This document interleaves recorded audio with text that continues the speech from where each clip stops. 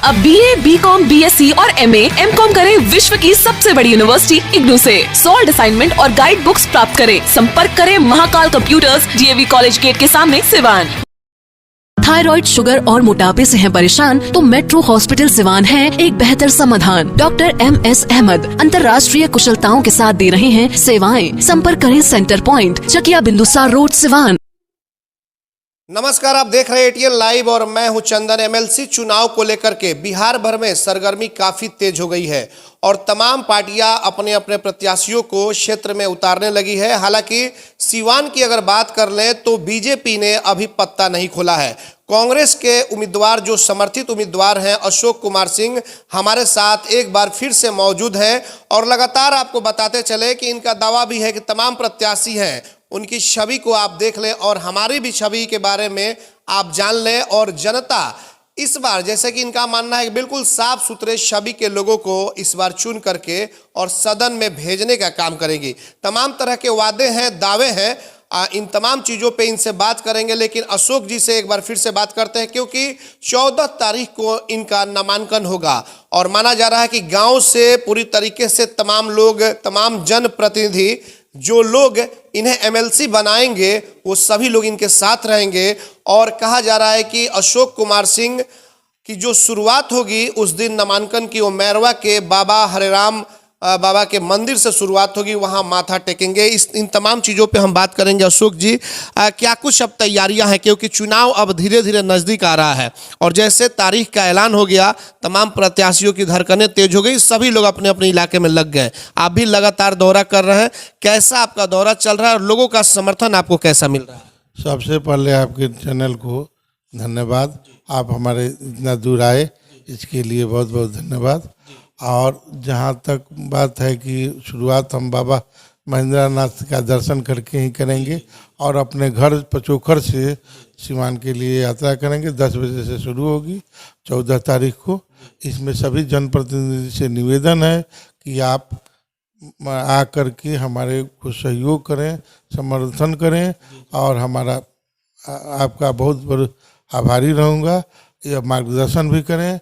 और तो अशोक जी, ये नामांकन का जो काफिला होगा आपका, ये कहाँ से निकलेगा? क्या आप अपने गांव से ही डायरेक्ट लेकर के और निकलेंगे यहाँ से? हाँ, हमारे घर से ही निकलेगा और बाबा महेंद्रनाथ जी के यहाँ जाएंगे, गोर लगेंगे और उसके बाद सिवान कलेक्ट्रेट में हरे राम बाबा का दर्शन। हाँ, हरे राम। ये बताइए कि तमाम लगभग RJD हो या फिर निर्दलीय के तौर पे भी कई लोग हैं, कांग्रेस से आप ही आ गए और भी कई उम्मीदवार आ रहे हैं, लेकिन बीजेपी अभी पत्ता नहीं खोल रही है। तो उनका अंदरूनी मामला हुआ। बीजेपी किसको टिकट देगी वो जानते हैं, उसमें हम कुछ कमेंट नहीं कर पाएंगे। क्या लग रहा है कि टिकट चाहे किसी को भी दे दे, लेकिन कहा जाता है कि बीजेपी में नरेंद्र मोदी की लहर है, तो क्या वो लहर फिर से MLC चुनाव में देखने को मिलेगा? या फिर जिस तरीके से उत्तर प्रदेश में आपकी जो प्रियंका गांधी हैं, ये लगातार एकदम जनसंपर्क में लगी हुई हैं, इसका असर पड़ सकता है बिहार के MLC चुनाव? ये नरेंद्र मोदी का और नीतीश बाबू का चुनाव नहीं है। इसमें जनता का चुना हुआ प्रतिनिधि लोग जो भी किसी पार्टी के नहीं है, वो सीधे जनता जो बढ़िया काम किया है, बढ़िया व्यवहार है, बढ़िया छवि है, उसी को वोट दिया है। वही जीत के आया हुआ है। ना धनबल जीता है ना बाहुबल जीता हुआ है।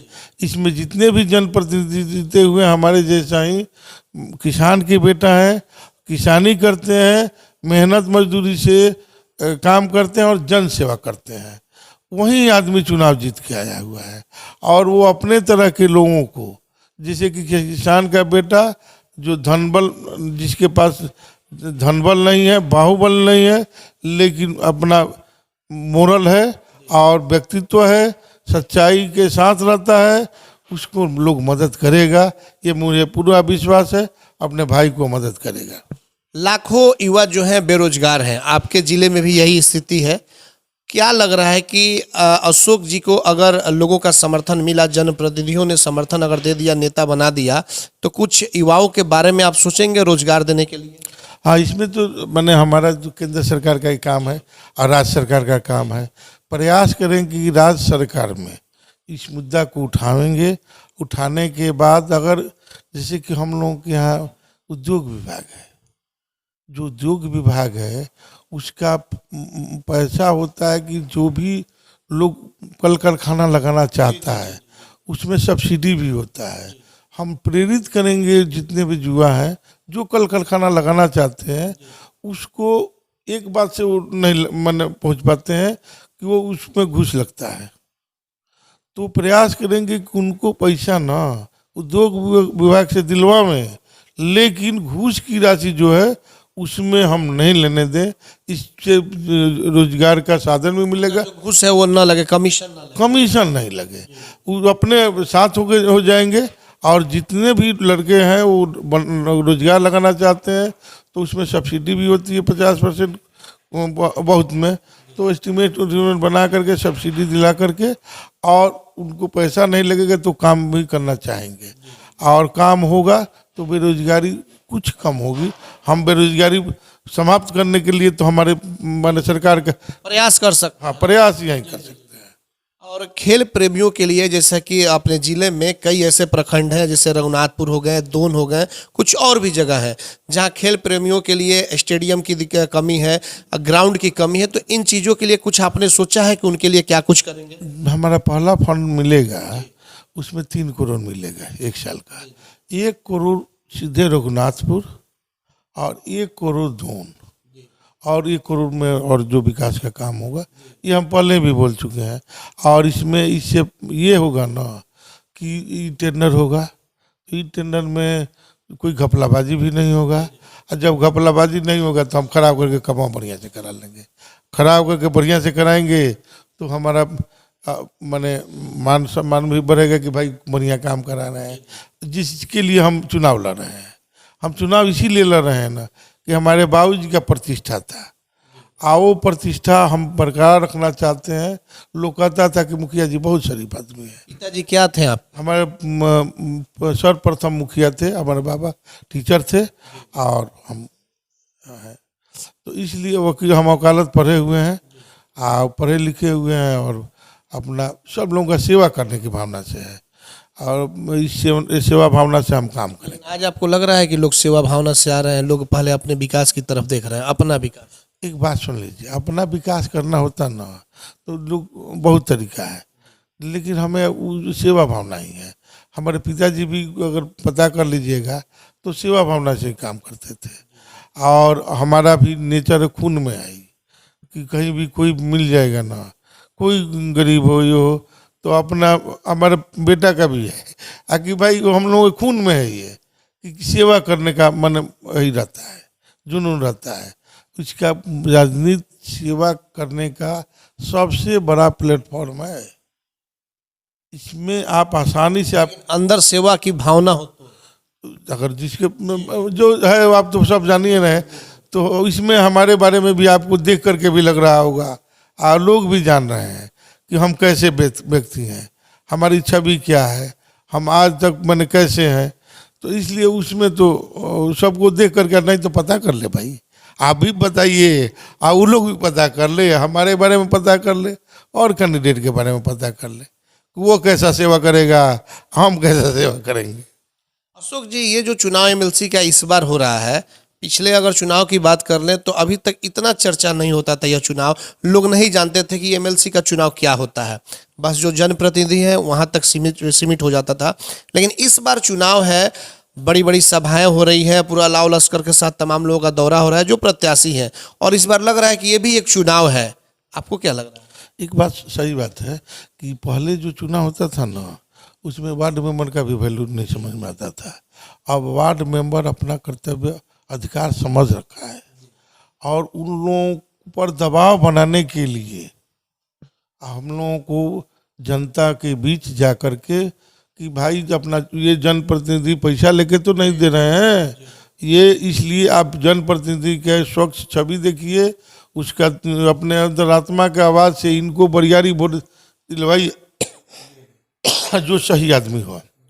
हम जितना भी है वोट, इसमें आप भी जाना है कि लोग पैसा बांट रहा है, ये कर रहा है, वो कर रहा है, जो भी कर रहा है, लेकिन ये जो होगा कि जितना भी उनके वोटर हैं, उनके मालिक हैं, जो उनके वोट से जीते हुए हैं, उनका दबाव जो जनप्रतिनिधि जीते हुए हैं उन पर पड़े, और इसलिए मैंने सब लोग चाह रहा है अपना सब। जी, आपको लग रहा है कि जिस तरीके से आपने कहा कि पैसे का खेल चल रहा है, खरीद फरोख्त हो रही है जनप्रतिनिधियों की, पैसा अगर जनप्रतिनिधि ले लेते हैं तो क्या वो एमएलसी से विकास ले पाएंगे, विकास करवा पाएंगे, वो जो अपनी बात होगी उसको रखवा पाएंगे, मनवा पाएंगे?